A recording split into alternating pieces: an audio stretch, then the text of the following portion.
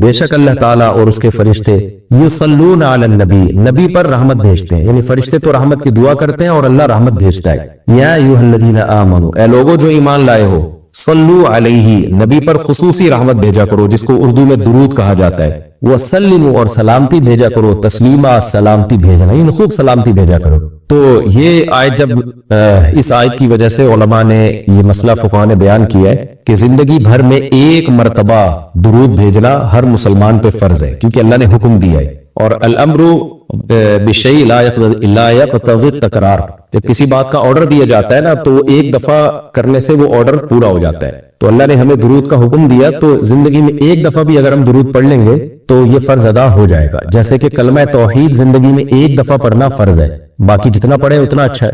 اور جب کسی مجلس میں نبی صلی اللہ علیہ وسلم کا ذکر کیا جائے تو ایک مرتبہ اس میں درود پڑھنا واجب ہے، فرض نہیں ہے۔ فرض اور واجب ایک اصطلاح ہے، فرض کا مطلب ہوتا ہے جس کی دلیل یقینی اور قطعی ہو، تو چونکہ قرآن نے درود پڑھنے کا حکم دیا تو وہ چونکہ یہ نہیں اللہ نے کہا کہ ہمیشہ پڑھتے رہا کرو، بلکہ پڑھو تو ایک دفعہ پڑھنا اس قطعی یقینی دلیل کی وجہ سے فرض ہے۔ تو فرضیت ایک ایسی چیز ہوتی ہے جس کا انکار کرنے سے انسان کافر ہو جاتا ہے، کیونکہ اس کی دلیل بہت مضبوط ہوتی ہے۔ اور دوسری حدیث میں آتا ہے کہ وہ شخص بخیل ہے کہ میرے سامنے اس کا تذکرہ کیا جائے اور مجھ پر درود نہ پڑے۔ تو اس حدیث یہ چونکہ خبر واحد ہے، کیونکہ ظاہر ہے قرآن جس طرح تواتر کے ساتھ ثابت ہے، اس طرح اخبار آحاد جو خبر واحد ہوتی ہیں وہ اس طرح تواتر کے ساتھ ثابت نہیں ہوتی، تو اس میں تعویل کا بھی امکان ہوتا ہے۔ تو اس لیے فقہاء خاص طور پر احناف جو ہے فقہاء حنفیہ، انہوں نے فرض اور واجب ایک ٹرم بنائی ہے شرعی مسائل کو سمجھانے کے لیے۔ تو اس لیے انہوں نے کہا کہ جب کسی مجلس میں نبی کا نام آئے نا تو اس مجلس میں ایک دفعہ کم سے کم درود پڑھنا واجب ہے۔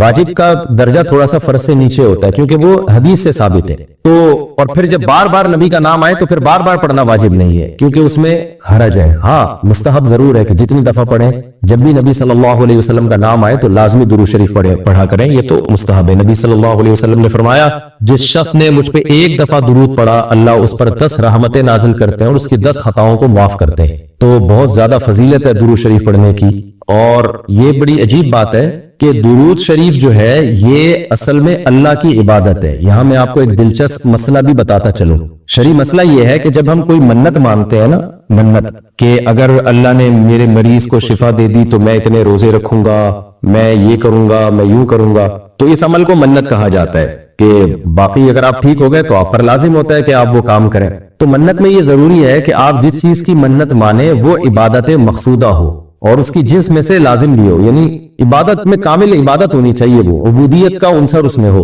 جیسے آپ نے منت مانی کہ اگر جو ہے میں امتحان میں پاس ہو گیا تو میں 3 روزے رکھوں گا، تو روزے عبادت ہے، مقصود ہے، یعنی عبادت مقصودہ میں سے۔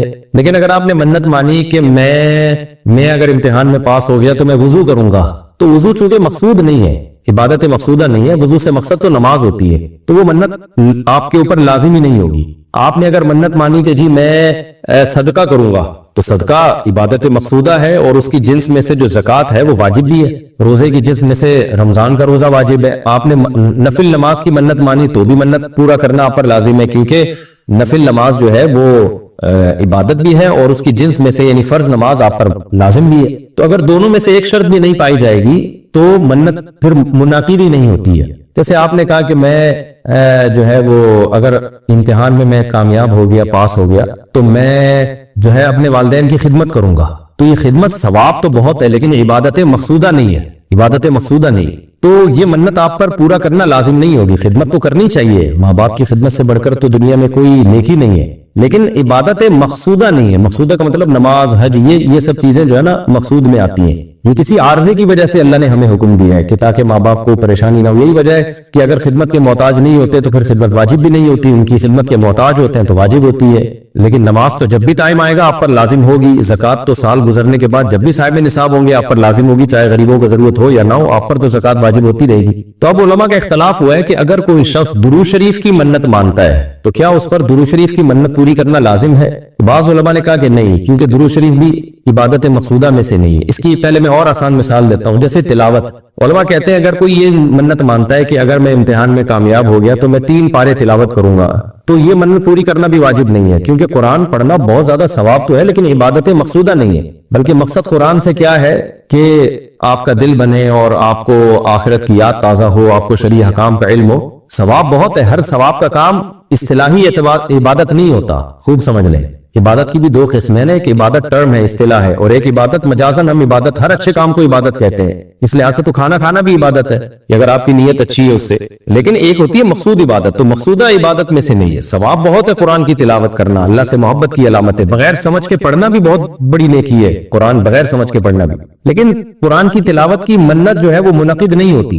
تو اسی طرح اب یہ اختلاف ہوا ہے کہ اگر کوئی درود شریف کی منت مان لیتا ہے کہ اگر میں امتحان میں کامیاب ہو گیا تو میں 100 دفعہ درود شریف پڑھوں گا، تو کیا یہ منت پوری کرنا واجب ہے یا نہیں؟ تو بعض علماء کہتے ہیں کہ واجب نہیں ہے۔ وجہ اس کی ہے کہ درود شریف عبادت مقصودہ نہیں ہے، کیونکہ درود شریف کا مقصد تو یہ سید الانبیاء محمد صلی اللہ علیہ وسلم سے محبت کا اظہار، یہ نماز روزے کی طرح نہیں، لیکن راجح قول یہ ہے جس پہ فتویٰ دیا گیا ہے کہ یہ منت پوری کرنا واجب ہے، کیونکہ درود شریف عبادت مقصودہ ہے، اور عبادت مقصودہ ہے اور اس کی جنس میں سے واجب بھی ہے، فرض بھی ہے۔ تو فرض کیسے ہے؟ کیونکہ قرآن نے ہمیں حکم دے دیا، اب زندگی میں ایک دفعہ درود شریف پڑھنا فرض ہو گیا، یہ مسئلہ تو آسانی سمجھ میں آ گیا کہ فرض کیسے۔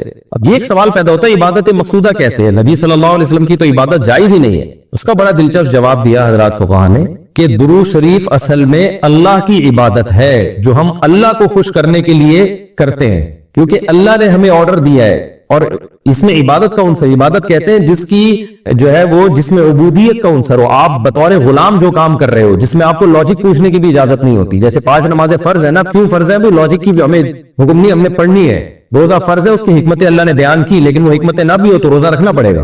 تو درود شریف بھی عبادت مقصودہ میں سے ہے، اس لیے کہ اللہ نے ہمیں حکم دیا، تو ہم اللہ کو خوش کرنے کے لیے اللہ کی غلامی کے طور پر پیغمبر پر درود بھیجتے ہیں، تو اس سے درود شریف کی اہمیت بہت زیادہ بڑھ جاتی ہے، اور اس میں بہت ساری حکمتیں حاصل ہو جاتی ہیں کہ ہم اللہ کو راضی کرنے کے لیے، کیونکہ اللہ نے ہمیں حکم دیا ہے، جیسے نماز کا حکم دیا، زکوٰۃ کا حکم دیا، اللہ نے کہا کہ تم یہ عبادت کرو گے میری، یہ ہوگی میری، کیونکہ دعا عبادت ہے۔ دعا میں کیا ہوتا ہے؟ ہم اللہ سے بھکاریوں کی طرح مانگتے ہیں، تو اللہ نے کہا اور دعائیں تم مانگو نہ مانگو، یہ والی تو اسپیشلی تم پہ فرض ہے۔ ایک تو الاطلاق دعا مانگنا ہے نا، لیکن اسپیسیفک کوئی مخصوص دعا مانگنا تو فرض نہیں ہے، لیکن یہ والی دعا مانگنا ہم پہ اللہ نے فرض کیا ہے کہ تم نے پیغمبر کے لیے رحمت کی دعا کرنی ہے، یہ تم پہ فرض ہے، یہ مجھے خوش کرنے کے لیے فرض ہے۔ تو یہ عبادت ہے، لیکن اللہ کی عبادت ہے اور نبی کے لیے دعا ہے یہ، تو اس سے درود شریف کی اہمیت بھی بہت بڑھ جاتی ہے، اور ہمیں سید الانبیاء صلی اللہ علیہ وسلم کی اہمیت کا بھی پتہ چلتا ہے کہ اللہ نے پیغمبر پہ درود بھیجنے کو اپنی عبادت قرار دے دیا ہے، تو سید الانبیاء صلی اللہ علیہ وسلم کی بھی ویلیو بہت زیادہ بڑھ جاتی ہے۔ جیسے قرآن میں آتا ہے نا کہ وَرَفَعْنَا لَكَ ذِكْرَكَ، ہم نے آپ کے تذکرے کو بلند کیا ہے، تو کیسے بلند کیا؟ علماء نے اس کا جواب دیا کہ نماز میں بھی درود شریف ہے، اور اتحیات میں نبی صلی اللہ علیہ وسلم پہ سلامتی بھیجنے کو اتحیات کا حصہ بنا دیا گیا ہے، اور اذان میں اشہد ان لا الہ الا اللہ کے ساتھ اشہد ان محمد رسول اللہ کو بھی ایڈ کیا گیا ہے، تو اس سے سید الانبیاء صلی اللہ علیہ وسلم کی بہت زیادہ فضیلت ثابت ہوتی ہے، تو اس لیے درود شریف کا اہتمام کرنا چاہیے۔ جیسے شریعت میں بعض عبادتیں بعض اوقات میں زیادہ پسندیدہ ہیں، آپ دن میں نوافل پڑھیں اس کا بھی ثواب ملتا ہے، لیکن یہ نوافل آپ رات کے آخری حصے میں پڑھیں تو تہجد بن جائے گی، بہت زیادہ ثواب ہو جائے گا۔ آپ روزہ رکھیں عام دنوں میں ثواب ہے، پیر جمعرات کو زیادہ ثواب ہے، ایام بیض میں زیادہ ثواب ہے، رمضان کا تو بہت ہی زیادہ ثواب ہے، عاشورہ کا بھی ثواب ہے۔ تو جیسے جتنی بھی عبادتیں ہیں وہ خاص دن اور خاص اوقات میں ان کی فضیلت بڑھ جاتی ہے، تو ایسے ہی درود شریف کے بارے میں حدیث میں آتا ہے کہ عام دنوں میں بھی درود شریف میں بہت ثواب ملتا ہے، لیکن صحیح حدیث سے یہ بات ثابت ہے کہ جمعے کے دن درود شریف پڑھنا عام دنوں سے زیادہ افضل ہے۔ اسی وجہ سے ہمارے اکابر کا ہمیشہ سے معمول رہا ہے، جو ہم نے دیکھا بھی ہے کہ وہ جمعے کے دن خاص طور پر عصر کی نماز کے بعد درود شریف پڑھنے کا بہت زیادہ اہتمام کرتے ہیں، اور جب وہ عمرے کے لیے یا حج کے لیے جاتے ہیں تو بھی مسجد نبوی میں اکثر وہ میں نے دیکھا اپنے بڑوں کو کہ وہ عصر کی نماز کے بعد نا مسجد نبوی میں صرف درود شریف ہی پڑھتے ہیں بیٹھ کے۔ ایک تو وہ جگہ ایسی ہے کہ جہاں سید الانبیاء صلی اللہ علیہ وسلم کا روضہ اطہر ہے سامنے، اور پھر وہاں جمعے کا دن بھی ہو تو، اور پھر عصر کی کا وقت جو ہے وہ قبولیت کا وقت ہوتا ہے جمعے کے دن، جیسے کہ حدیث میں آتا ہے نا جمعے کے دن ایک گھڑی ایسی ہوتی ہے جس میں دعا رد نہیں ہوتی، تو جمہور علماء اس طرف گئے کہ اس سے عصر کا ٹائم مراد ہے، اگرچہ اس میں اختلاف ہے لیکن جمہور اس طرف گئے کہ عصر کا وقت مراد ہے، تو جمعے کے دن عصر کے وقت درود شریف کا اہتمام کرنا چاہیے۔ اور ویسے بھی اگر آپ کو عصر کے وقت ٹائم نہیں ملتا تو جمعے کی نماز کے لیے آپ وقت سے بہت پہلے آ جائیں، نہا دھو کے تیار ہو کے اگلی صف میں بیٹھیں، اور خطیب صاحب کا بیان شروع ہونے سے پہلے آپ تحیۃ المسجد پڑھنے کے بعد درود شریف کی کثرت کیا کریں، تو اس کے بہت زیادہ فضیلت ہے اور ہمیں اللہ نے حکم دیا۔ اور علماء نے بیان کیا کہ درود شریف کو جو اللہ نے ہم پہ لازم کیا نا، اس میں ایک حکمت یہ بھی ہے کہ سید الانبیاء صلی اللہ علیہ وسلم کی بشریت ہمارے ذہن میں اور اچھی طرح بیٹھ گیا ہے، کیونکہ پچھلی امتیں جو تباہ و برباد ہوئی ہیں وہ اس لیے ہوئی ہیں کہ انہوں نے پیغمبروں کو اتنا اونچا مقام دیا کہ اللہ کے برابر لے آئے. جیسے عیسائیوں نے حضرت عیسیٰ کو اللہ کا بیٹا بنا دیا معاذ اللہ، اور جہاں ہمارے یہاں بھی جو بدعتی لوگ ہیں انہوں نے سید الانبیاء کو حاضر ناظر مشکل کشا کیا بنا دیے، تو شرک کرنے لگے. تو درود شریف میں ایک حکمت یہ بھی ہے کہ جب ہم نبی کے لیے دعا کرتے ہیں اللہ تعالیٰ سے کہ اللہ سید الانبیاء پر اپنی خصوصی رحمتیں نازل فرما اور آپ پر سلامتیاں بھیج، تو اس سے ہمیں یہ بھی پتہ چلتا ہے، یہ عقیدہ ہمارے دل میں بیٹھتا ہے کہ محمد صلی اللہ علیہ وسلم بھی اللہ کی رحمت کے محتاج ہے. تبھی تو ہمیں حکم دیا جا رہا ہے کہ ان کے لیے دعا مانگو. ہاں یہاں ایک اشکال ہو سکتا تھا اس کا کہ بھئی اچھا اس کا مطلب نبی ہماری دعا کے محتاج ہیں، تو نہ نبی ہماری دعا کے محتاج نہیں ہے، اللہ کی رحمت کے محتاج ہے. ہم دعا نہیں بھی مانگیں گے تو اللہ سے اپنے حبیب صلی اللہ علیہ وسلم پر رحمت بھیجے گا، لیکن اللہ نے ہمیں حکم یہ دیا تاکہ ہماری نظر میں یہ عقیدہ اور اچھی طرح مضبوط ہو جائے کہ تم بھی پیغمبر کے لیے اللہ سے دعا مانگا کرو. اس سے پتہ چلتا ہے پیغمبر تمہاری دعا کے محتاج ہو یا نہ ہو لیکن اللہ کی رحمت کے بہرحال محتاج ہے، اور پیغمبر بھی اس لائق ہے کہ ان کے لیے دعا مانگی جائے. اور یہ اس سے ان کا مرتبہ کم نہیں ہوتا بلکہ مرتبہ بڑھ جاتا ہے، کیونکہ پیغمبر نے ہمیں یہ سکھایا ہے کہ یا ایھا الناس انتم الفقراء الی اللہ، اے لوگو تم سب کے سب اللہ کے در کے محتاج ہو. اور یہ جو میں نے کہا کہ پیغمبر اس لائق ہیں کہ ان کے لیے دعا مانگی جائے، تو اس کا کوئی یہ مطلب نہ لے کہ پیغمبر ہماری دعا کے محتاج ہے. یہ میں بار بار بتا چکا ہوں، ہماری دعا کے محتاج نہیں ہے، لیکن اللہ تعالیٰ یہ چاہتے ہیں کہ میں پیغمبر پر رحمت بھیجوں لیکن اس میں امتیوں کا حصہ پڑ گیا ہے. حضرت مولانا اشرف علی تھانوی رحمہ اللہ نے اس کی ایک مثال دی ہے کہ جیسے کسی بادشاہ کو اپنے شہزادے سے بہت زیادہ محبت ہے، وہ ویسے اس کو گفٹ دینا چاہتا ہے اور آپ کو پتا ہے کہ اس نے یہ گفٹ دینا ہے، لیکن آپ جا کے بادشاہ سے سفارش کر دیتے ہو کہ بھئی ان کو یہ گفٹ دے دو. اس میں آپ کا مقصد یہ ہوتا ہے کہ بادشاہ نے تو کرنا ہی ہے، تو بادشاہ کے دل میں ہمارا مقام بھی بڑھ جائے گا کہ دیکھو جو کام میں چاہتا ہوں تو یہ بھی مجھ سے وہی چاہتا ہے، اور اس سے نبی صلی اللہ علیہ وسلم سے بھی آپ کا تعلق بڑھ جائے گا، اور یعنی جو شہزادہ ہے نا اس سے بھی تعلق بڑھ جائے گا آپ کا. تو جب ہم اللہ سے دعا مانگتے ہیں نبی کے لیے تو ہمارا اللہ کا ریلیشن بھی بڑھتا ہے، اس سے اللہ خوش ہوتا ہے کہ دیکھو میرے حبیب کے لیے یہ بھی مجھ سے کہہ رہے ہیں رحمت بھیجنے کا، اور سید الانبیاء سے بھی ہمارا تعلق بڑھ جائے گا. قیامت کے دن یہ چیز سفارش میں معاون اور مددگار ہو رہا تھا کہ دیر آر 3 ٹائپس آف، ابھی تک تو 2 ٹائپس چل رہی تھی نا، اب 3 ہو گئی ہیں. ایک تو وہ مسلمان ہیں جن کو سرے سے آخرت کی فکر ہے ہی نہیں، لیکن چونکہ ہیں مسلمان، آخرت پر ایمان ہے، تو جمعہ پڑھنے آ جاتے ہیں، عید میں بھی نہا دھو لیتے ہیں، بقرعید میں بھی قربانی یا تو کر لیتے ہیں یا گوشت کھا لیتے ہیں. ایک وہ مسلمان ہیں جو مکمل گناہوں سے اپنے آپ کو بچاتے ہیں. تیسرے وہ مسلمان ہیں جو گناہوں سے بچنے کی کوشش کرتے ہیں لیکن ان سے پھر بھی گناہ ہو جاتے ہیں. وآخرون اعترفوا بذنوبهم خلطوا عملا صالحا وآخر سیئا. اللہ نے ایسے مسلمانوں کا بھی ذکر کیا قرآن کہ کچھ ایسے ہیں جو اپنے گناہوں کا اعتراف کرتے ہیں، انہوں نے اچھائیوں کو نیکیوں کے ساتھ ملایا ہوا ہے، لیکن ان کو فکر ہے کہ یہ چھوڑنے ہیں، کیونکہ ان کا اصل ہدف کیا ہے؟ آخرت. سوال پیدا ہوتا ہے جب ان کا اصل ہدف آخرت ہے، منزل ان کی آخرت ہے، تو پھر ان سے گناہ ہوتا کیوں ہے؟ گناہ بعض دفعہ اس لیے بھی ہو جاتا ہے کہ آپ اپنی عادت سے مجبور ہو چکے ہوتے ہیں، ہتھیار ڈال دیتا ہے انسان. دیکھو ایک بیمار آدمی چاہتا ہے نا کہ میری صحت اچھی ہو، صحت پر تو ہر ایک کا ایمان ہے نا، لیکن عادت پڑ گئی ہے چرس پینے کی، اس کو پتہ ہے کہ نقصان ہے. ہیروئن پینے کی عادت پڑ گئی، وہ دیکھ رہا ہے کہ میرے ساتھ میرے دوست جتنے بیٹھتے تھے ہیروئن پی پی کے سارے اس دنیا سے بولو چلے گئے، تو اب اگلا نمبر اس کو پتہ ہوتا ہے میرا ہے، لیکن پھر بھی پی رہا ہے. کیوں پیتا ہے؟ اس لیے کہ جب نشہ چڑھتا ہے تو اس کے لیے اپنے آپ کو برداشت کرنا روکنا بہت مشکل، اتنا کانفیڈنس نہیں ہوتا اس میں، اتنی قوت برداشت نہیں ہوتی. تو اس طرح کے جو گناہگار ہیں یہ صرف چرسی اور ہیروئنچیوں میں نہیں ملیں گے آپ کو، یہ ان لوگوں میں بھی ملیں گے جو مادی نشہ نہیں کرتے، کیونکہ نشہ صرف چرس اور ہیروئن کا نہیں ہوتا، بہت ساری چیزوں کی عادت پڑ جاتی ہے. یہ جو جہیز کی لعنت ہے نا، نشہ ہی تو ہے. کلچر کو نشہ ہو گیا اس کا. کلچر نے من حیث الکلچر یہ سٹا لگانا، جہیز کا سٹا لگانا شروع کر دیا ہے. لہذا اب کہیں شادی میں جہیز نہ ہو تو پورے خاندان کو ایسا لگ رہا ہوتا ہے جیسے کسی چرسی کو چرس نہیں ملی، ہیروئنچی کو ہیروئن نہیں ملی، تو پورے خاندان کو ایسا عجیب سا فیل ہو رہا ہوتا ہے کہ یار یہ کیا ہو رہا ہے، کس قسم کی شادی ہو رہی ہے. یہ بھی ایک نشہ ہے، چڑھ گیا ہے دماغ پہ. اور بھی بہت سے نشہ ہیں، آپ نے جو قسم نہ توڑنے کی قسم اٹھائی ہوئی ہے وہ بھی ایک نشہ ہے نا. نہیں جاؤں گا، بس اب اشاروں میں بات چلے گی. خواتین بیان سنتی ہیں، وہ سارا مجمع بھاگ گیا ہے ہمارا. یہاں آتی تھی 2-4 رہ گئی ہیں، بس 2-4 خواتین رہ گئی، باقی ساری بھاگ گئی ہیں. تو من حیث القوم بھی کچھ عادتیں پختہ ہو جاتی ہیں، وہ پھر قوم کی باڈی کی ریکوائرمنٹ بن جاتی ہیں. یعنی قوم من حیث القوم یہ چاہ رہی ہوتی ہے بس یہ تو ہونا چاہیے. بعض قبائلی علاقوں میں یہ دستور ہے کہ ذرا سا بیگم پہ شک ہوا ٹھا گولی سے اس کو اڑا دیا.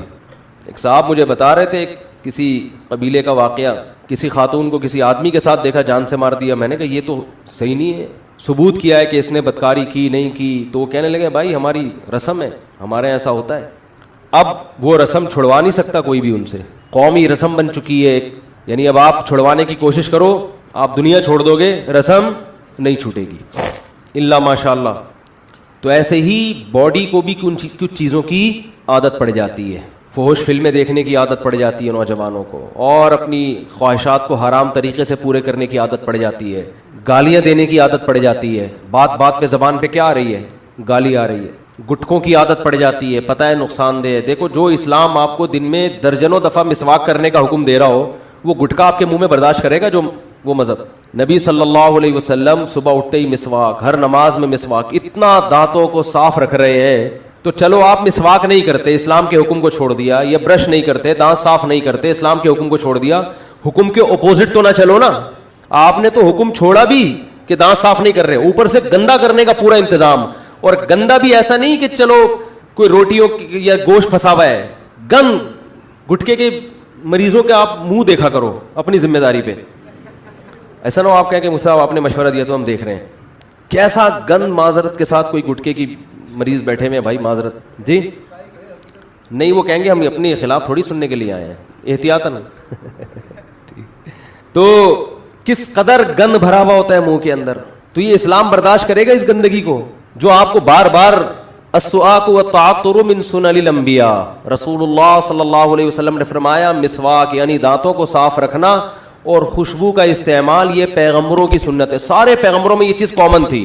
آدم علیہ السلام سے لے کے محمد صلی اللہ علیہ وسلم تک جتنے پیغمبر آئے ہیں سب کے دانت چمکتے تھے, ہر وقت صاف رہتے تھے, اور سب کی جسم سے خوشبو آتی تھی. گٹکے والا اس پیغمبروں کی ان سنتوں کے بالکل اپوزٹ چلتا ہے کہ نہیں چلتا؟ بالکل الٹا چل رہا ہے وہ. لیکن آپ بولو نہیں چھوٹے گا بھائی, عادت پڑ گئی ہے. نماز چھوڑنے کی عادت پڑ گئی ہے. ہمارے ایک دوست تھے, ہم جہاں رہا کرتے تھے نا, تو نماز پڑھنے کے لیے ہم جب مسجد میں آتے تو ہمارے ایک دوست تھے, ان کی ہمیشہ فجر میں ایک رکعت نکلتی تھی, ہمیشہ. ہم ان سے کہتے تھے یار چلو کبھی ہو گیا, روزانہ ہی آپ کی ایک رکعت نکلی ہوئی ہوتی ہے. انہوں نے کہا کیا کروں یار, میں بس جب بھی پہنچتا ہوں یہ ہوتا ہے وہ ہوتا ہے, وہ یہ ہو جاتا ہے وہ ہو جاتا ہے, اور کچھ نہ کچھ ہو ہی جاتا ہے. ہم نے کہا چلو نماز جب 5 منٹ آگے ہوگی تو آپ کو مزید 5 منٹ کا ٹائم مل جائے گا, مزید 5 منٹ کا ٹائم مل جائے گا. تو چلو ابھی گرمیوں میں نماز ذرا جلدی ہو رہی ہے تو رات کو دیر سے سوتے ہوگے, صبح اٹھتے اٹھتے کوئی مسئلہ ہوتا ہوگا. تعویل کرتا ہے نا انسان, دوسرے کے بارے میں تو اچھی تعویل ہی کرنی چاہیے نا. اپنے بارے میں انسان بدگمان ہو, دوسرے کے بارے میں اچھا گمان رکھتا. تو ہم اچھا گمان رکھتے تھے, مجھ سے کہتے تھے کوئی بات نہیں, اب نماز جب 5, 10, 15 منٹ آگے ہوگی تو اب آپ کو ٹائم زیادہ مل جائے گا. 5 منٹ بھی آگے ہو گئی تو ایک رکعت تو مل جائے گی نا مزید. لیکن ہم دیکھتے تھے نماز 5 منٹ آگے, وہ بھی 5 منٹ آگے, اسی حساب سے نماز 20 منٹ آگے تو وہ بھی 20 منٹ آگے. اور میرا خیال ہے 15 سال میں نے ان کو اسی حالت میں دیکھا ہے, ہمیشہ ایک رکعت ان کی نکل رہی ہے. یہ بھی نشہ ہے, چرس اور ہیروئن کی طرح, ٹائم پہ نہ پہنچنے کا نشہ. چلو غنیمت ہے پڑھ رہے تھے, یہ بھی بڑی بات ہے. لیکن میں ان سے کہتا تھا جب جو نہیں پڑھ رہا اس پر تو اعتراض نہیں ہوتا, اس لیے کہ وہ تو سست ہے ایک نمبر کا نا, کاہل ہے, اس نے تو پڑھنی نہیں ہے. لیکن آپ نے قربانی تو دے دی نا, نیند قربان ہو گئی, وضو کر لیا, مسجد کی طرف آ گئے, سردی گرمی کا خیال نہیں کیا. تو جب یہ اتنی ٹینشن لینی ہے ہی تو یار 5 منٹ پہلے آ جاؤ. لیکن لت پڑ جاتی ہے انسان کو, حقیقت بتا رہا ہوں میں. آپ نے دیکھا ہوگا مسجدوں میں صف اول کے نمازی وہ صف اول ہی کے ہوتے ہیں, وہ ہمیشہ آتے ہیں پہلے. دوسری صف کے نمازی پورے سال دوسری, تیسری کے نمازی پورے سال تیسری میں ہوتے ہیں. یہ ہوتا ہے. تو زیادہ تر جو گناہ ہوتے ہیں یا جو برائیاں معاشرے میں پھیلی ہوئی ہیں, ان لوگوں کی جو آخرت پر ایمان بھی رکھتے ہیں, آخرت کو بنانا بھی چاہتے ہیں, ان کے زیادہ تر مسائل یہ ہیں کہ ان کو کسی نہ کسی برائی کی لت پڑ چکی ہوتی ہے, عادت پڑ چکی ہوتی ہے, اور وہ اس کو چھوڑنے میں سیریس نہیں ہوتے, اور وہ بس ایک گزر کرتے ہیں, یار ہمیں کیا ہو گئی ہے, عادت ہو گئی ہے, ہم سے نہیں چھوٹتی. جس کو جماعت چھوڑنے کی عادت ہو جائے وہ جماعت سے نہیں پڑھتا. جس کو نمازیں قضا کرنے کی عادت ہو جائے اس کے لیے نماز پڑھنا وبال جان ہے. کہہ رہے کیسے پڑھے, اٹھے کیسے. ہمارے حضرت مفتی رشید احمد صاحب کی خانقاہ میں ایک صاحب آئے. پہلے تو لوگ بزرگوں کے پاس جا کے اپنی اصلاح کرواتے تھے, ان سے فجر میں اٹھا نہیں جاتا تھا, اور تھے بھی ڈاکٹر. حضرت کو خط لکھا کہ مجھ سے نہیں اٹھا جاتا, میری نیند بہت گہری ہے, کچھ بھی ہو جائے میں نہیں اٹھ سکتا فجر میں. تو آ گئے خانقاہ میں, حضرت نے فرمایا ٹھیک ہے سو جائیں آپ, صبح دیکھتے ہیں. تو نہیں اٹھے صبح, 4 آدمیوں کے ذمے لگایا ان کو اٹھاؤ, لیکن وہ ایسی نیند, بھائی نہیں اٹھا, بھائی نہیں اٹھ سکتا, میں نہیں اٹھ سکتا بھائی, بہت سخت نیند آ رہی. تو 2-4 دفعہ حضرت نے ٹرائی کیا, دیکھا کہ یہ تمیز سے سمجھ میں ان کے بات نہیں آ رہے. تو حضرت کے جنات کی ٹھکائی والے واقعات بھی انہوں نے پڑھے ہوئے تھے. ایک جن کسی طالب علم پہ آ گیا تھا, تو وہ طالب علم بہت ساری جگہوں پر گیا, یعنی اس کے گھر والے لے کر گئے, وہ جن اتر کے نہیں دے رہا تھا نا, اور جن کا کہنا یہ تھا میں بنگلہ دیش سے آیا ہوں, اس کو بنگلہ دیش لے کے جاؤں گا میں. تو ہمارے حضرت کے یہاں وہ آیا, تو حضرت گئے اس کی خیریت معلوم کرنے کے لیے. تو اس وقت وہ جن اس کے اوپر آیا ہوا تھا. اب جن جب آیا ہوا تھا تو اس نے کہا کہ حضرت پہ حملہ کرنے لگا وہ. تو جنات سے جو ڈرتا ہے نا وہ گیا کام سے, یہ ذہن میں رکھو. حضرت نے آگے بڑھ کے نا, وہ ہوا میں اچھل رہا تھا کمبخت, اصل میں تو طالب علم تھا لیکن اس پہ جن چڑھا ہوا تھا نا, تو وہ ہوا میں اچھل رہا ہے. تو حضرت کا ہاتھ بھی ماشاءاللہ لمبا, لدھیانہ کے پنجاب سے تعلق تھا حضرت کا. ہوتے ہیں نا پنجاب کے بڑے بڑے ماشاءاللہ زمیندار ہوتے ہیں, بڑی بڑی پگڑیاں ہوتی ہیں. تو حضرت کی ہائٹ بھی اچھی تھی, تو ہاتھ بھی لمبا. تو جیسے ہی وہ اچھل کے قریب آیا, حضرت نے ایک زوردار تھپڑ رسید کیا اس کے, اتنی زور سے مارا کہ وہ بے ہوش ہو کے گر گیا. کافی دیر بعد اسے ہوش آیا, اس نے کہا ہم جا رہے ہیں. اس نے کہا ہم جا رہے ہیں. اور وہ حضرت کا تماچا جنات میں مشہور ہو گیا تھا. اس کے بعد بہت دفعہ ایسا ہوا کسی پہ جن آیا, یہ واقعہ حضرت کی کتاب میں بھی لکھا ہوا ہے, یہ ہم نے تو براہ راست سنا ہے. کئی بار ایسا ہوا کہ کسی پہ جن آیا, اس نے حضرت کو فون کیا, تو حضرت نے کہا ٹھیک ہے میں آ رہا ہوں. حضرت جب پہنچے تو بندہ بالکل ٹھیک تھا. اہل خانہ نے بتایا کہ جنات یہ کہہ کر گئے ہیں کہ مفتی رشید احمد صاحب آ رہے ہیں, ہم جا رہے ہیں. مفتی صاحب آ رہے ہیں, ہم جا رہے ہیں. روب بٹھاؤ روب. واقعہ آئی گیا تو اپنا بھی ایک سنا دو. کسی پہ جن آیا ہوا تھا ہمارے کسی ریلیٹو پہ. میں تو یہ عاملوں کو مانتا نہیں ہوں, اور نہ ان کے پاس کسی کو لے کے جانے کا مشورہ دیتا ہوں. تو جن پہ آیا ہوا تھا ان کے تعویذ گنڈے تو نکلوا کے ہم نے سارے پھینکوا دیے. ہم نے کہا کچھ بھی نہیں ہے وہ, لیکن وہ سچی مچی کا جن تھا. ٹھیک, تو مجھے دھمکی دے رہا تھا کہ میں تجھے چھوڑوں گا نہیں. اچھا یہ بات بھی ہے تقریباً 2009 یا 10 کی. اس وقت میں بہت ہی باریک تھا. جن لوگوں نے میرا 10 سال پرانا ماضی دیکھا ہے نا, ان کو پتہ ہے میں تو 2013 کے بعد تھوڑا سا جسم پہ گوشت آیا ہے, ورنہ تو کہیں گرتے تھے تو ڈائریکٹ ہڈی شروع ہو جاتی تھی, ڈائریکٹ ہڈی پہ چوٹ آتی تھی. بہت پتلا نہیں, باریک. تو اتنا باریک تھا میں, اور جس پہ جن آیا وہ ماشاءاللہ اچھے خاصے صحت مند تھے. تو اب ایسا نہ ہو مجھے جنات اتارنے کے لیے کال کرنا شروع کر دیں, ہمارے یہاں بھی آیا ہوا ہے آپ آ جائیں. تو میں یہ کام نہیں کرتا. یہ جو میں آپ کو بتا اس لیے رہا ہوں کہ آپ یہی خود ہی کر لو. ٹھیک ہے, وہ شاعر ہیں سلمان گیلانی, بڑا اچھا شعر ہے, شعر تو یاد نہیں آ رہا, اس کا مفہوم یاد ہے. کہ ایک آدمی نے فون کیا کہ تیری بیوی پہ جن چڑھ گیا. کسی کو کہا نا فون کر کے کہ تیری بیوی پہ جن چڑھ گیا, گھر آ. وہ کہہ رہا ہے پنگا جن نے خود ہی لیا ہے, خود ہی بھگتے گا, ہم نے تھوڑی کہا تھا. تو میں گیا وہاں پہ, تو مجھے وہ دھمکیاں دے رہا تھا, آواز بدلی بھی تھی اور دھمکیاں دے رہا تھا, میں یہ کر دوں گا, میں یہ کر دوں گا. اب میں بہت ہی باریک تھا, میں نے یہ اپنی آستینیں ایسے کر کے چڑھائیں. حالانکہ ویسے اگر آستینیں اس دنوں میں چڑھاتا نا تو کسی کو خوف نہیں آتا. وہ کہتا ہے یار ابھی تک تو معاملہ چھپا ہوا تھا, ہم سمجھے شاید کوئی مسل وسل بنے ہوئے ہوں گے. تو میں نے ایسے آستینیں چڑھائیں. میں نے کہا تیری ایسی کی تیسی. 2-4 دفعہ ایسے دھمکیاں دی ہیں بس. پھر آیت الکرسی پڑھ کے جب پھونک لگاتا تھا تو ایسے لگ رہا تھا جیسے کوئی بہت زور زور سے مار رہا ہے, جن کو ایسے لگتا تھا. تو بھاگ گیا الحمدللہ. تو ان میں یہ کوئی میرا کمال نہیں ہے, یہ کانفیڈنس کا کمال ہے. تو جن کو زیادہ لفٹ بولو نہیں کرایا کریں. اور ان میں اکثر کیسز فیک بھی ہوتے ہیں. ہمارے یہاں ناظم آباد میں ایک نوجوان پہ جن چڑھ گیا تھا, اس نے ادھم مچائی ہوئی تھی. اس کے رشتہ دار اس کو لے کر آ گئے ہمارے استاذ کے پاس کہ اس پہ جن چڑھ گیا, کچھ کرو. انہوں نے اس کو تنہائی میں لے کر گئے. اچھا وہ جن عربی بول رہا ہے. اب یہ حیران ہو رہے ہیں کہ یہ تو رکشا چلانے والا آدمی ہے, لڑکا ہے, عربی کہاں سے آ گئی؟ تو سعودی عرب سے جن آیا ہے. یہ جن آیا کہاں سے؟ عربی جن ہے. تو انہوں نے دروازہ بند کر کے اس کی لگائی ہے طبیعت سے کٹ. بولا مجھے پتا ہے تیرے پہ جن من نہیں ہے, تو سچ سچ بتا دے معاملہ کیا ہے. جب طبیعت سے کٹ تھوڑی بہت کٹ سے نہیں ہوتا, یہ بڑے ڈرامے باز ہوتے ہیں, طبیعت سے لگی ہے نا کٹ, تو اس نے بولا اچھا مارو نہیں, آپ کو بتا رہا ہوں مجھے کسی سے عشق ہو گیا ہے, میں اپنے اوپر جن کا بہانہ کر کے میں کہتا ہوں اس کے گھر لے کے جاؤ, جب اس کے گھر جاتا ہوں تو میں ٹھیک ہو جاتا ہوں, تو مجھے بار بار بہانے سے محبوبہ کے گھر لے کے جا رہے ہیں. تو انہوں نے کہا کمبخت تو عربی کیسے بول رہے, کہہ رہے فضائل اعمال کی جو عربی عبارتیں ہیں وہ رٹ کے یاد کی ہے میں نے. ٹھیک ہے, فضائل اعمال سے جو عربی عبارتیں ہیں نا وہ رٹا لگا کے یاد کی ہیں, اور کچھ عربی وربی نہیں آتی. ہاں, تو مفتی رشید احمد صاحب رحمۃ اللہ علیہ کا وہ تماشا مشہور تھا, تو حضرت نے کچھ لوگوں کو ان کے ذمے لگایا کہ اٹھیں, جب نہیں اٹھے نا وہ, تو حضرت نے ان کو بتایا کہ ان سے کہو کہ میں آ رہا ہوں اور پھر میں وہی تماچا لگاؤں گا جو ادھر لگایا تھا. تو حضرت فرماتے ہیں جیسے ہی میں گیا نا ایک دم تمیز سے اٹھ کے بیٹھے ہوئے. اب وہ کہاں گئی وہ کہ مجھ سے اٹھا ہی نہیں جاتا, میں ہو ہی نہیں سکتا, میں کیسے اٹھوں گا, میں یہ کیسے ہوں گا.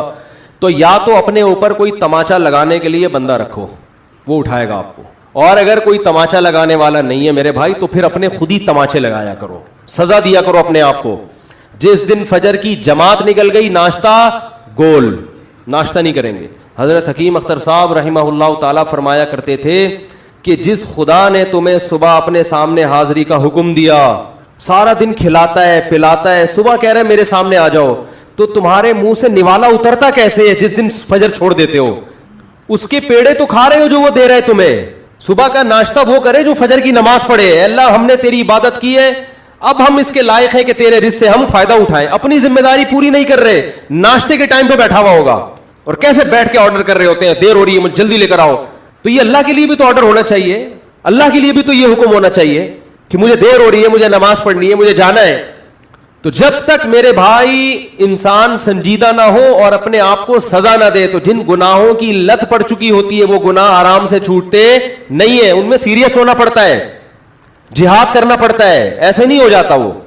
اگر اللہ نہ کرے آپ کو فحش فلموں کی عادت پڑ گئی ہے, نوجوانوں میں یہ مرض بہت پھیل رہا ہے, سزا دو اپنے آپ کو, سزا بولے یہ کام اگر میں نے کیا تو یہ سستے میں نہیں ہوگا, اس کی پینلٹی لگے گی, سزا دوں گا اپنے آپ کو, میں سستے میں نہیں چھوڑ دوں گا. اگر نماز چھوٹ گئی سزا دو اپنے آپ کو, گالی زبان سے نکل گئی سزا دو اپنے آپ کو. جب سزائیں دو گے تو یہ اس کی علامت ہوگی واقعی آپ آخرت کو چاہنے میں مخلص ہو, ورنہ زبانی دعوے, زبانی باتیں اللہ کے ہاں قابل قبول نہیں ہے. تو وَلَنَبْلُوَنَّكُمْ بِشَيْءٍ مِّنَ الْخَوْفِ وَالْجُوعِ وَنَقْصٍ مِّنَ الْأَمْوَالِ وَالْأَنفُسِ وَالثَّمَرَاتِ. اسی میں صبر بھی ہے, بے صبری کی بھی عادت پڑتی ہے, میں صبر کرنا پڑتا ہے. ہمارے حضرت کے ایک مرید تھے, ان کو غصہ بہت آتا تھا, پھر غصہ جاری کرتے رہتے تھے, وہ صبر نہیں تھا ان میں. حضرت کو خط لکھا کہ میں اپنی اصلاح چاہتا ہوں, میں غصے میں پاگل ہو جاتا ہوں. حضرت نے فرمایا جس دن غصہ جاری کرو نا, ان کی تنخواہ کے حساب سے حضرت نے فرمایا کہ اتنے پیسے صدقہ کرو. غصہ آیا جاری کر دیا, بعد میں ندامت ہوئی کہ یار نہیں ہونا, زیادہ ہو گئی, تو کیا کرنا ہے؟ فرمایا 500 روپے صدقہ کر دو. یہ تھپڑ ہے جو اپنے اوپر لگایا جا رہا ہے. تو شروع میں تو ایسا ہوا کہ بار بار جب صدقہ کرنا شروع کیا تو پھر عادت پڑنا, پھر غصے پہ کنٹرول کرنے کی عادت شروع. ایک صاحب نے حضرت کو خط لکھا, مجھے اپنی بیوی پہ بہت غصہ آتا ہے بلا وجہ, اور اس کو میں حد سے زیادہ پھر ڈانٹتا ہوں. حضرت نے فرمایا کہ جب حد سے زیادہ آپ غصہ کریں نا تو آپ کی سزا یہ کہ بعد میں بیوی سے معافی مانگیں. اب جس آدمی کو بیوی پہ غصہ بہت زیادہ آ رہا ہو, وہ تو تکبر کی وجہ سے آتا ہے نا, یہ ماتحت ہے تو روب جھاڑ رہے, اس کے لیے معافی مانگنا آسان کام بولو نہیں ہے, کیونکہ معافی مانگ کے آپ تو اپنے آپ کو گویا نیچے کر دیتے ہو, رسوا کر دیتے ہو. معافی مانگنا آسان تھوڑی ہے. تو اس نے مجھے بتایا کہ یار یہ کام میرے اوپر اتنا شاق گزرتا ہے کہ اگر میں نے بیوی پہ غصہ کیا تو بعد میں مجھ کو معافی مانگنی پڑے گی. یہ اتنی ٹینشن والا کام تھا میرے لیے کہ میں نے کہا غصہ نہ کرو, یہ آسان ہے, غصہ کر کے بعد میں معافی مانگنا یہ بہت مشکل کام ہے. تو کچھ تو کرے, کچھ آگے قدم بڑھانا پڑے گا میرے بھائی. میں نے کہا تھا نا وہ ڈائری وائری لے کے بیٹھے, تو ہو سکتا ہے اب ڈائری مل گئی ہو آپ کو گھر میں. ایک ہفتہ تو میں نے کہا تھا تلاش کرنے میں لگے گا کہ اپنی خامیاں لکھیں اس ڈائری میں بیٹھ کے. بھائی بولا تھا نا, ارے کیا ہو گیا, بھول بھلائیے اتوار کے بیان میں بولا تھا کہ ڈائری لے کے بیٹھے, اس میں ہمارے جو استاذ ہیں نا جن سے میں نے پڑھا ہے 92 میں ان کا میں نے پہلا بیان سنا تھا. وہ بیان یہی تھا کہ اگر آپ آخرت چاہتے ہو نا تو ایک ڈائری لے کے اس پہ اپنی خامیاں لکھ دو. سب سے پہلے آپ کو پتہ تو چلے میرے اندر یہ برائی ہیں. ہاں ہوئے تجویز آئی ہے کہ اپنی خامیاں خود نہ لکھیں, بیگم سے کہیں کہ میری خامیاں تم لکھو اور تمہاری خامیاں میں لکھوں گا. اصل میں وہ تو ٹھیک ہے, دوسرا آپ کی خامیاں زیادہ اچھا بتا سکتا ہے, لیکن اس میں پرابلم یہ ہوگی کہ جنگ چھڑ جائے گی. حقیقت ہے وہ جب کہے کہ یہ خامی ہو، کہے گا ہے ہی نہیں ہے یہ تو تمہارا، پھر یہ کہے گا تمہارے اندر یہ خامی، تو سب سے بڑی خامی یہی ہے کہ اپنی خامی ماننا ہی نہیں ہے. تو پہلے اس کی تو اصلاح ہو نا، پھر اس کے بعد اگلا اسٹیپ ہے. تو ڈائری میں بیٹھ کے اپنی خامیاں لکھیں.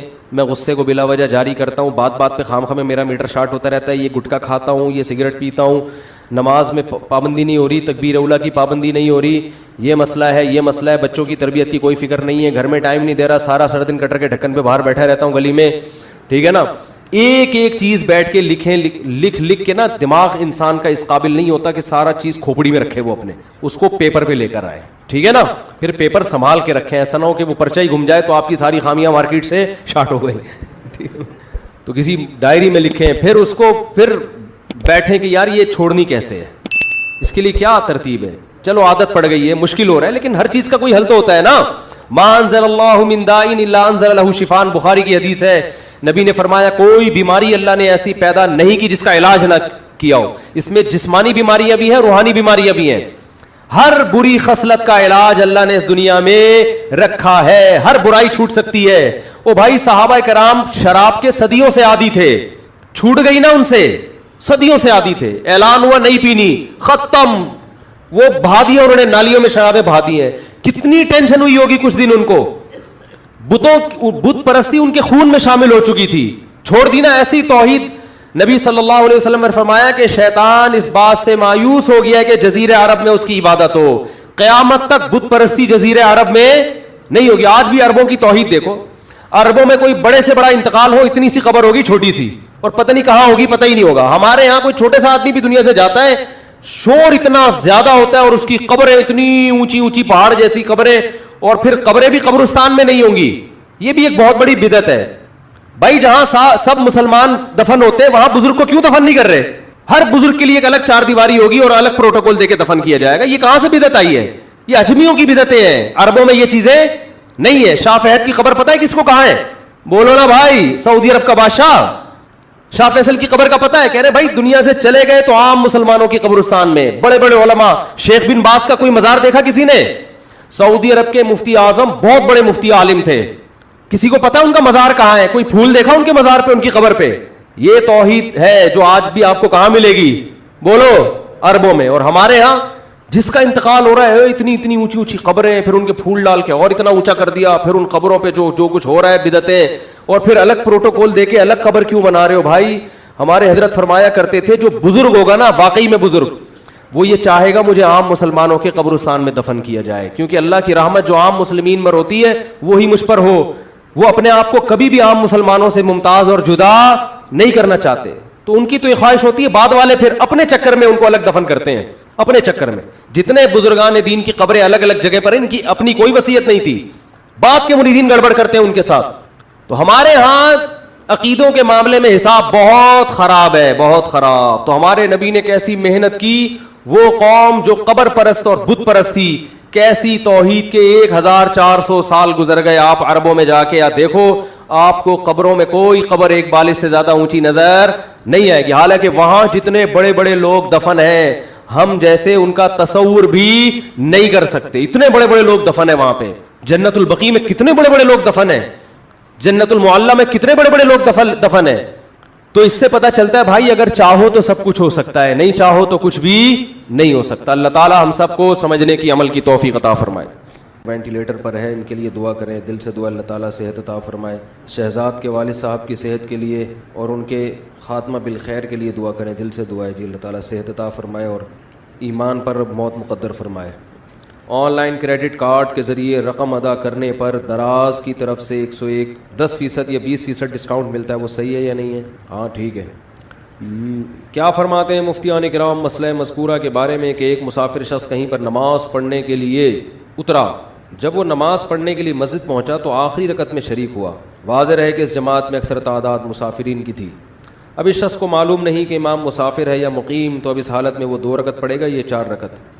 یہ بڑی کنفیوژن ہوتی ہے کہ پتہ ہی نہیں ہوتا امام مسافر ہے یا مقیم ہے، اور وہ آخری رکعت میں ہوتا ہے. تو اسی وجہ سے امام پر یہ لازم ہے کہ وہ سلام پھیرنے کے بعد بتائے کہ میں مسافر ہوں. اتموا صلاتکم فإنا قوم سفر. نبی صلی اللہ علیہ وسلم جب مسافر ہوتے تھے تو سلام پھیرنے کے بعد یہ اعلان کرتے کہ ہم مسافر ہیں، جو مقیم ہے وہ اپنی نماز مکمل کر لیں.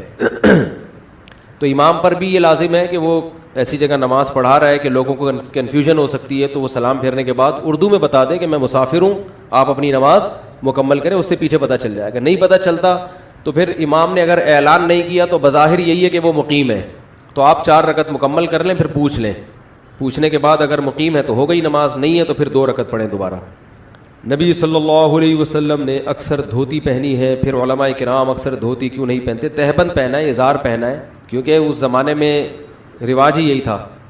تو شلوار کی بھی مجھے ایسے یاد پڑتا ہے, کسی روایت میں تذکرہ ملتا ہے, ہر قوم کا اپنا کلچر ہوتا ہے. تو نبی صلی اللہ علیہ وسلم نے گدھے کی سواری فرمائی ہے, گھوڑے کی سواری فرمائی ہے, ٹھیک ہے نا, جو کی روٹی کھائی ہے.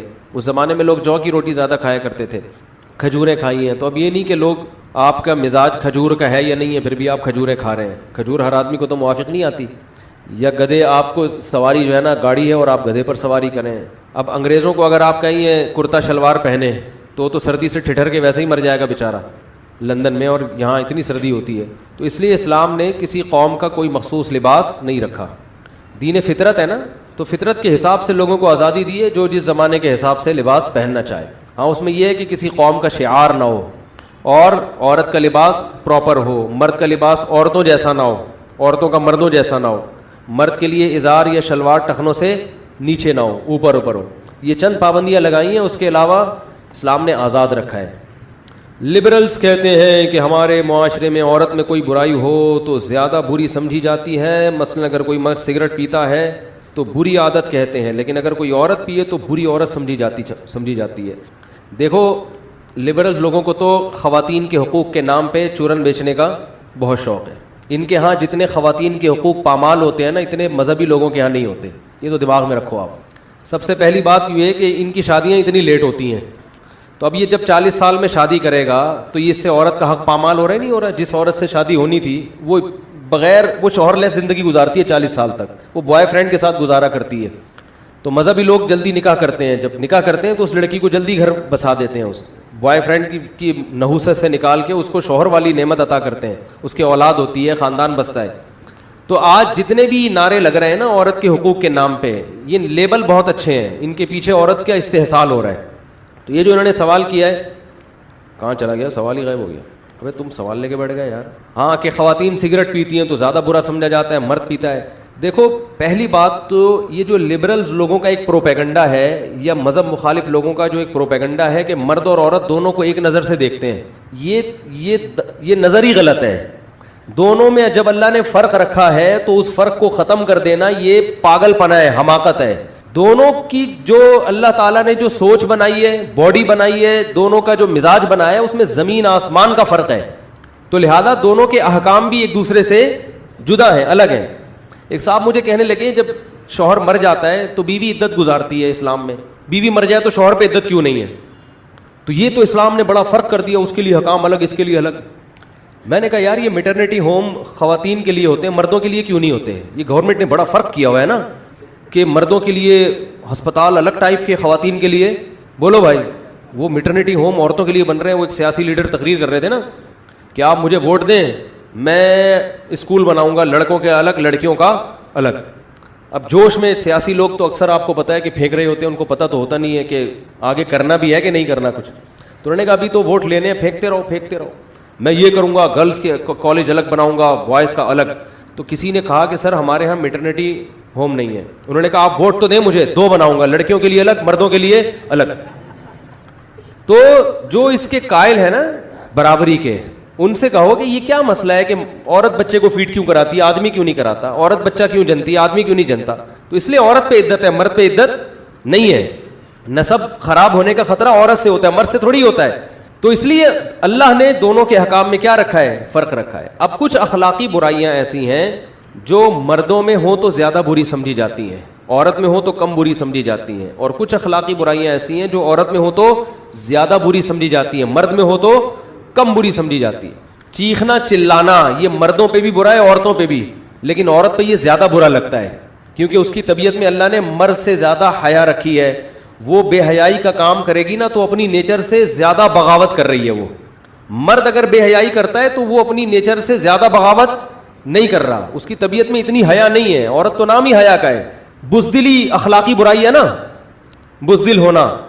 مرد میں مرد اگر بزدل ہو تو بھی برا, عورت بزدل ہو بولو تو بھی بری ہے, لیکن مرد پہ بزدلی زیادہ بری لگتی ہے. اب اگر کوئی مرد بزدل ہے, چھپکلی سے ڈرتا ہے, عورت بھی چھپکلی سے ڈرتی ہے, ہم کہیں گے یار یہ چھپکلی کیا بگاڑے گی آپ کا, کیوں ڈر رہے ہو؟ لیکن مرد اگر ڈرے گا تو یہ زیادہ برا سمجھا جائے, یار تم آدمی ہو کے چھپکلی سے ڈرتے ہو, تمہیں شرم نہیں آتی. اور عورت اگر ڈر رہی ہے تو تھوڑا بہت سمجھا دے گا, بھائی بیگم میں تم سے ڈرتا ہوں, تمہیں اللہ نے ایسی صلاحیتیں دی ہیں اور تم چھپکلی سے ڈر رہی ہے. کسی نے کہا دنیا گول ہے, ٹھیک ہے نا. تو بڑا اچھا کسی نے ایک میسج بھیجا تھا کہ پتہ نہیں پوری کہانی لکھ کے بھیجی کہ فلاں اس سے ڈرتا ہے, وہ اس سے ڈرتا ہے, وہ اس سے ڈرتا ہے, پھر آپ سب اپنے باس سے ڈرتے ہیں, پھر باس اپنی بیوی سے ڈرتا ہے, اور بیوی چوہے سے ڈرتی ہے, اور چوہا آپ سے ڈرتا ہے. تو اس سے پتہ چلتا ہے دنیا کیا ہے, گول ہے. ٹھیک ہے, سب ایک دوسرے سے ڈر رہے ہیں.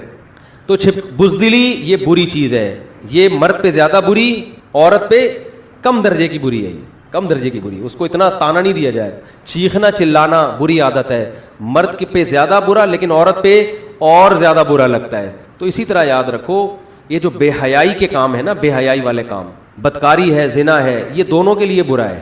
اس لیے سزا اللہ نے سیم رکھی ہے. مرد اگر زنا کرتا ہے تو بھی 100 کوڑے لگتے ہیں, عورت زنا کرتی ہے تو بھی 100 کوڑے. مرد شادی شدہ زنا کرے گا تو رجم ہے, عورت کو بھی رجم ہے. لیکن جہاں زنا کی سزا کی بات آئی ہے نا, تو اللہ نے عورت کا ذکر پہلے کیا کہ اس کو سزا دو, مرد کا دوسرے نمبر پہ کیا ہے. قرآن میں ہمیشہ مرد اور عورت کا جہاں بھی تذکرہ آئے گا, مرد پہلے ہوگا, عورت کا تذکرہ اللہ اس کے بعد کرتے ہیں. لیکن چند مقامات پہ اللہ نے عورت کا تذکرہ پہلے کیا, مرد کا بعد میں.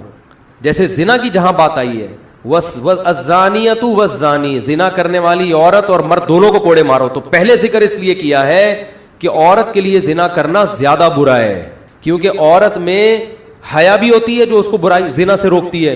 نمبر 2, اس میں یہ شہوت زیادہ نہیں ہوتی, یہ مرد میں زیادہ ہوتی ہے. اس لیے اگر وہ زنا کرے گی نا تو وہ اپنی نیچر کی بغاوت اس نے بہت زیادہ کی ہے. اس نے اپنی حیا کا بھی خیال نہیں کیا, حیا بھی اس کو روک رہی تھی, اور اس میں وہ ڈیزائرز بھی نہیں ہوتی اتنی شدت کے ساتھ جتنی مرد میں ہوتی ہیں. تو اس درجے کی ڈیزائرز بھی نہیں تھی جو مرد میں ہوتی ہیں, اور حیا بھی تھی. اس کے باوجود اس نے زنا کیا تو اللہ نے کیا فرمایا, اس کو پہلے کوڑے لگاؤ. اب لوگ اس پہ بھی اعتراض کرتے ہیں کہ یہ مفتی صاحب گراؤنڈ ریئلٹی کے خلاف بات کر رہے ہیں. ہم گراؤنڈ ریئلٹی کے مطابق بات کر رہے ہیں. آپ دیکھو کوئی عورت کسی کو زنا کی دعوت دے اور مرد بھاگ جائے, یہ مرد کا بڑا کمال سمجھا جاتا ہے کہ یار بڑا نیک آدمی, عورت نے دعوت دی اور کوئی رکاوٹ نہیں تھی مگر اس نے اپنے آپ کو بچایا. لیکن مرد اگر عورت کو دعوت دے اور وہ بھاگ جائے تو یہ عورت کا کوئی بڑا کمال نہیں سمجھا جاتا. زیادہ تر عورتیں اپنے آپ کو اس برائی سے بچاتی ہیں, ان میں وہ ڈیزائرز نہیں ہوتی جو مردوں میں رکھی ہیں. یوسف علیہ السلام کو کنڈی لگا کے دروازہ بند کر کے عزیز مصر کی بیوی نے برائی کی دعوت دی, حضرت یوسف بچ گئے. اللہ نے کیسا تذکرہ کیا یوسف علیہ السلام کا, کیسا. نبی صلی اللہ علیہ وسلم نے فرمایا 7 آدمیوں کو اللہ قیامت میں اپنے عرش میں جگہ دے گا, ان میں ایک وہ شخص بھی ہے, نوجوان بھی, جسے خوبصورت عورت زنا کی دعوت دے اور وہ بچ جائے. تو یہ فضیلت عورت کے لیے کیوں نہیں ہے؟ اس لیے کہ اس میں یہ ڈیزائرز نہیں ہوتی. تو دونوں کو ایک ہی لاٹھی سے جو بھی پاگل ہانکے گا وہ اپنا علاج کرائے. تو اسی طرح یہ جو نشے والی چیزیں ہیں ان کا بھی تعلق کس سے ہے؟ مرد لونڈے لپاڑوں میں بیٹھتے ہیں, باہر نشئی لوگوں میں بیٹھتے ہیں, خواتین عموماً گھر میں رہتی ہیں, ان کو بگڑنے کا موقع اتنا نہیں ملتا جتنا موقع کن کو ملتا ہے؟ آدمیوں کو. تو اس لیے اگر آدمی سگریٹ پی رہا ہے یہ بھی برا ہے, عورت کا سگریٹ پینا اور زیادہ برا ہے. کہ آپ میں تو حیا ہے, آپ کو تو جو ہے نا حیا بھی تو ان چیزوں سے روکتی ہے نا. بھائی سگریٹ آوارہ گرد قسم کے لوگوں کا کام ہے نا, لونڈے لپاڑے جو گھوم رہے ہوتے ہیں باہر, اس ٹائپ کے لوگ. تو عورت کی حیا اس کو ان چیزوں سے, سٹا لگانے سے, چرس پینے سے روکتی ہے. تبھی عورتوں میں ان برائیوں کا ریشو مردوں سے کم ہوتا ہے. یہ اس لیے تھوڑی ہوتا ہے کہ انہوں نے علماء کے بیانات سنے ہوئے ہیں, بیان تو مرد زیادہ سن رہے ہوتے ہیں پھر بھی زیادہ پی رہے ہیں. یہ نیچر روک رہی ہوتی ہے, یہ نیچر ان کو ان برائیوں سے روک رہی ہوتی ہے. ہمارے ایک دوست امریکہ گئے, انہوں نے مجھے بتایا کہ وہاں ایک خاتون نے, ایک گوری آئی, ان کے پاس سوال پوچھا کہ آپ کا جو اسلام ہے وہ مرد کو جو 4 کی اجازت دیتا ہے, عورت کو اجازت نہیں دیتا, تو عورت کی بھی تو ریکوائرمنٹ ہو سکتی ہے نا کہ وہ ایک سے زیادہ مردوں کے پاس جانا چاہتی ہے, اس کی بھی تو ریکوائرمنٹ ہو سکتی ہے. تو انہوں نے بڑا اچھا جواب دیا. انہوں نے کہا اسلام نے جن 4 عورتوں کو ایک مرد پر قناعت کا حکم دیا ہے نا, ان سے عورتیں مراد ہیں جو عورتوں کی فطرت پر ہوں, جو کیا ہوں, جو واقعی عورت ہوں. آپ جس کلچر کی بات کر رہی ہو نا, اس خاتون سے کہا یہاں بہت سی عورتیں رہی نہیں ہیں, وہ آدمی بن گئی ہیں. تو عورت جب اپنی فطرت پہ ہوگی تو وہ کبھی اس کا تقاضا نہیں کرے گی کہ اس کو بھی 4 مردوں سے نکاح کی اجازت دی جائے, تو وہ کبھی بھی تقاضا نہیں کرے گی اس کا, اس کی نیچر اس کو قبول نہیں کرے گی. ہاں اگر عورت کو اس کی فطرت سے ہی ہٹا لیا جائے, وہ بے حیا بن جائے, پھر تو وہ ظاہر ہے اس کے پھر احکام وہ تھوڑی ہوتے ہیں, پھر تو وہ اس کی نیچر ہی چینج ہو گئی ہے نا. کسی کو چرس کی عادت پڑ گئی ہو, ہیروئن کی عادت پڑ گئی ہو, تو اب اس سے ہیروئن اور چرس کو تھوڑی حلال قرار دیا جائے گا کہ اس کا چونکہ چرس کے بغیر گزارا نہیں ہوتا لہذا اس پہ چرس پینا واجب ہے. او بھائی گزارا نہیں ہوتا, یہ تیری ہیڈیک ہے, تو نے اپنے آپ کو برباد کیا, اب تو چھوڑے گا, چرس حلال نہیں ہو جائے گی. تو ایسے ہی یاد رکھو بہت سی یہ آج کل چونکہ مرد ادھورے لباس پہنتے ہیں, لوگ کہتے ہیں واہ وہ اس سے تو کوئی نہیں پوچھتا, عورت ادھورا لباس پہنے تو پورا میڈیا حرکت میں آ جاتا ہے اور لوگ ملامت کرتے ہیں.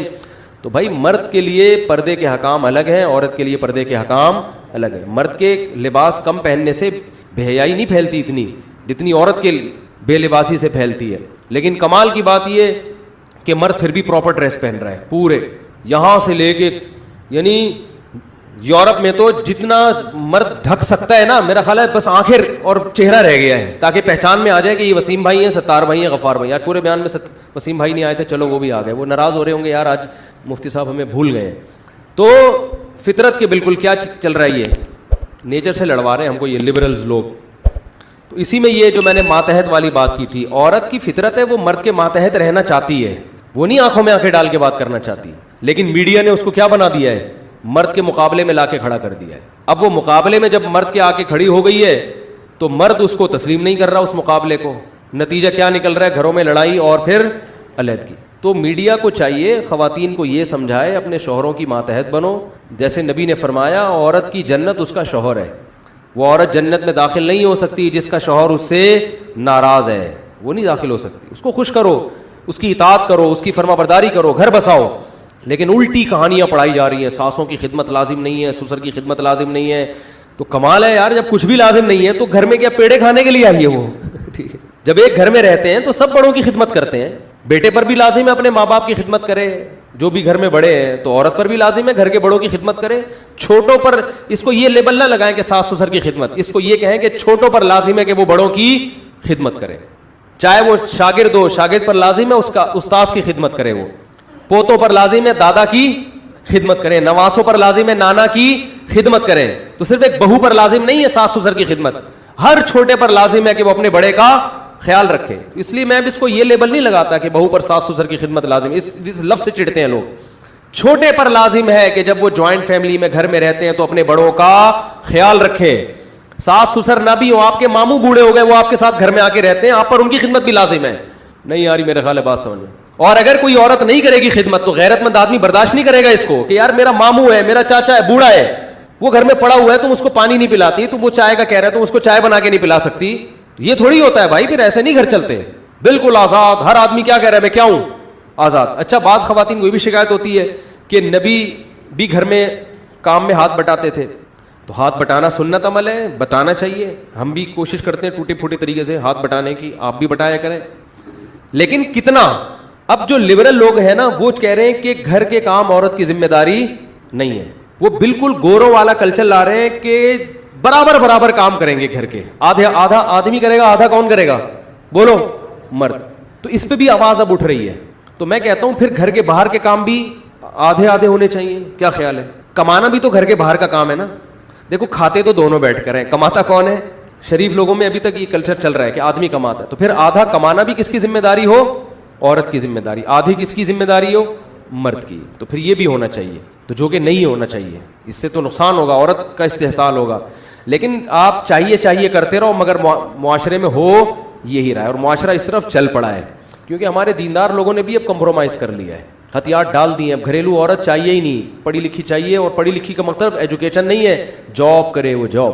تو جاب کی وجہ سے اب گھر کا سسٹم تباہ و برباد ہو رہا ہے. وہ بھی کمائے, آپ بھی کماؤ. شام کو میں کہتا ہوں گھر کی ضرورت نہیں ہے, ہوٹل لے لو کرائے پر, اسی میں ملاقات کر لیا کرو. گھر تو بھائی گھر میں تو گھر والی ہوتی ہے. دیکھو عورت کا نام ہی گھر والی ہے. عورت کا نام کیا ہے, عربی میں اہل بیت. گھر, اہل بیت کا بیت گھر کو کہتے ہیں, اہل کمانا والا, اہل بیت گھر والے. تو جو عورت کا لقب ہی گھر والی ہے اسی کو گھر سے باہر نکال دیا, تو پھر گھر میں کون رہے گا. تو یہ جی پاگلوں والی حرکتیں یار کھوپڑی میں آتی نہیں ہے. پتہ نہیں یہ سائنس کے نام پہ یہ سارے کام ہو رہے ہیں, ٹھیک ہے نا, ایجوکیشن کے نام پہ یہ دھاندلیاں ہو رہی ہیں. فطرت, ایک بات یاد رکھو, کتنی سائنس ترقی کر لے نیچر کبھی تبدیل نہیں ہوگی. آپ کہو کہ 10,000 سال پہلے چونکہ لوگ دانتوں سے روٹی چبا کے کھایا کرتے تھے, اب تو دنیا ایڈوانس ہو گئی ہے, اب میں برگر کھاؤں گا اور چبے چبائے برگر گرینڈ کر کے کھاؤں گا کیونکہ اب سائنس بہت آگے نکل گئی, اب چبانے کی ٹینشن نہیں لوں گا, تو یہ پاگل پنا ہوگا کہ نہیں ہوگا؟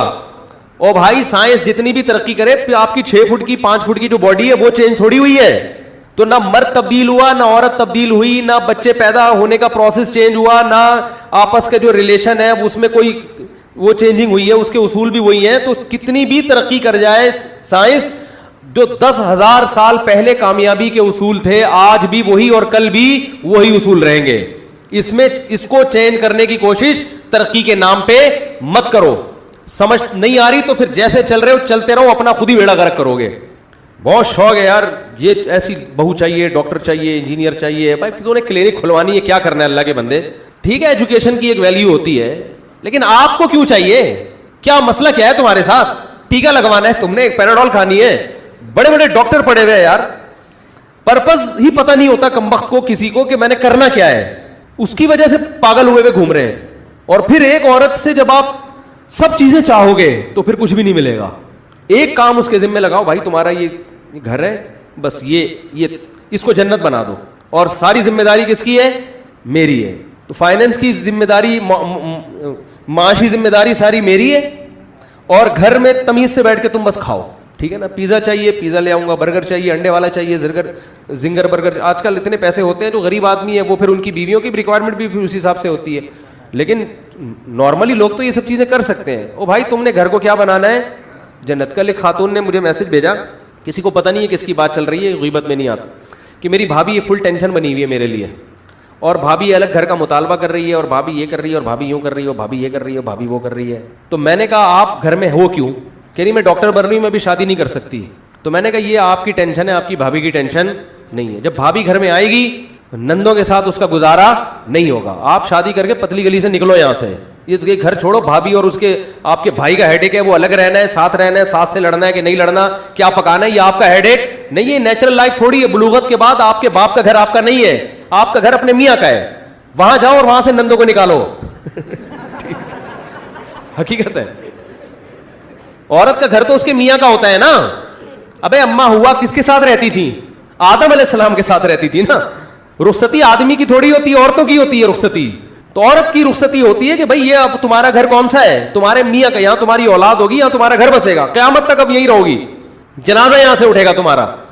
پہلے تو اس کا بھی خیال کرتے تھے کہ عورت کا انتقال باپ کے گھر میں ہو جائے نا, تو پرانے لوگ اس کا خیال کر جنازہ شوہر کے گھر لے کے جاتے تھے, وہاں سے اٹھے. اس کو فضیلت سمجھتے تھے کہ بھئی وفادار عورت ہے, جنازہ کہاں سے اٹھ رہا ہے؟ اپنے میاں کے گھر سے. اتنا خیال کرتے تھے. اب تو کلچر نے بیڑا ہی غرق کر دیا, جہاں سے مرضی جنازہ اٹھے, کوئی مسئلہ نہیں. عدالت میں خلا کا کیس چل رہا تھا, جنازہ اٹھ رہا ہے, تو یہ ہو رہا ہے.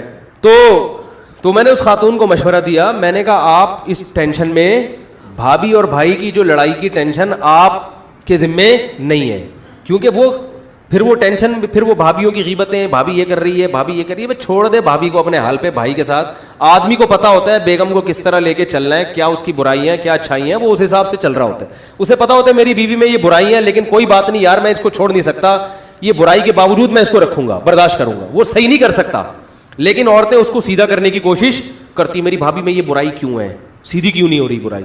تو پولیس نہیں کر سکتی, آپ کہاں سے سیدھا کر سکتی ہو؟ تو چھوڑ دو, آپ اپنے گھر بساؤ یار, نکلو پتلی گلی سے. نہیں جی میں جب تک میڈیکل کالج میری ایجوکیشن کمپلیٹ نہیں ہو جاتی میں شادی نہیں کروں گی. یہ خواتین کے وہ ہوتے ہیں.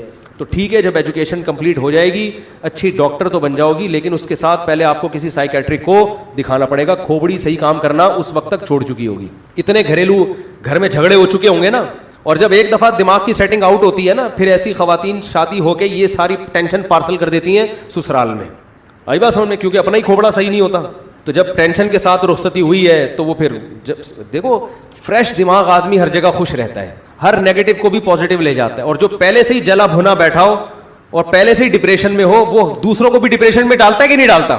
وہ لطیفہ سناتا ہوں نا, امام صاحب بیان کر رہے تھے کہ 3 آدمی جہنم میں جائیں گے, ایک وہ جو زنا کرتا ہے, ایک وہ جو سود کھاتا ہے, تیسرا وہ, ابھی کہہ نہیں لگتے تھے کہ آدمی اڑ جاتا تھا. امام صاحب ایک بات میری سن لیں. امام صاحب نے کہا بیٹھ جا, بات تو کمپلیٹ ہونے دے. پھر شروع کرتے, 3 آدمی جہنم میں جائیں گے, ایک وہ جو زنا کرتا ہے, دوسرا وہ جو نماز چھوڑتا ہے, تیسرا. پھر وہ کہتے ہیں امام صاحب 1 منٹ کی بات. امام صاحب کو غصہ آ گیا. امام صاحب نے کہا بیٹھ آرام سے. फिर कहने लगे 3 आदमी जहन्नम में, एक वो जो जिना करता है, दूसरा वो जो नमाज छोड़ता है, तीसरा वो जो वो खड़े हुए ना, उसने कहा तीसरा ये जाएगा जहन्नम में। ठीक है, तीसरा कह रहे ये जाएगा जहन्नम। तो गलत कहा इमाम साहब ने, लेकिन जब आदमी डिप्रेशन में होता है तो फिर इस तरह की बातें करता है। तो ये फिर अपनी वो घर की ज्वाइंट फैमिली की टेंशन लेके, यही टेंशन कहाँ जाएगी, इसी टेंशन के साथ इनकी रुखसती होगी, वो भी पता नहीं हो कि ना हो, क्योंकि डॉक्टर बनने में टाइम लगेगा, फिर ये होगा, फिर ये होगा, फिर वो उम्र भी निकल जाएगी, फिर एक नई टेंशन के मेरी भाभी की शादी हो गई मेरे भाई जैसे हीरे से और मेरे लिए कोई रिश्ता आ ही नहीं रहा। फिर ये एक अजाब है, घर में नंदों का वजूद जो है ना बहुत बड़ी अल्लाह की रहमत है, क्योंकि नंदे भी बयान सुनती हैं। तो घर में बहुत बड़ी अल्लाह की रहमत है नंदों का वजूद। तो अबे भाई अपने घर का अपना घर बनाओ, जाके वहां शौहर से बोल दो कि मैं मेडिकल कॉलेज में पढ़ रही हूँ, मैं अपनी एजुकेशन जारी रखूंगी, ये शर्त लगा लो ससुराल।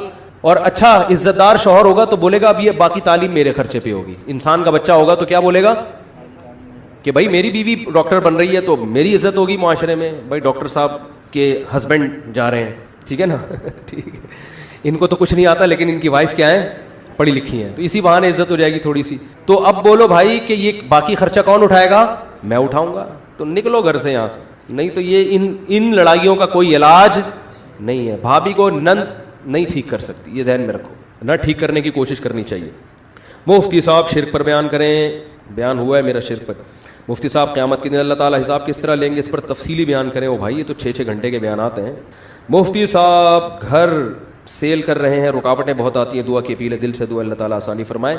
घर बेचने में जो रुकावटें आती हैं, कोई बंदिश या जिन चुड़ैल भूत का असर नहीं होता। घर बेचना आसान काम नहीं है, कोई अंडे वाला बर्गर थोड़ी बेच रहे हैं कि 2 मिनट में बिक जाएगा। ये बहुत से लोगों की फ़ोन आते हैं कि भाई घर बेच रहे हैं, 1 साल से कोशिश में लगे, मैं नहीं बिक रहा। भाई वो घर है, वो इतने आसानी से नहीं बिकेगा। ऐसे ही बिक रहा होता, लोग अरबपति बन चुके होते, इधर घर खरीदा, उधर किसी को पहनाया, उधर दूसरा खरीदा, उधर किसी को पहनाया, ऐसे तो मज़े आ जाते लोगों के।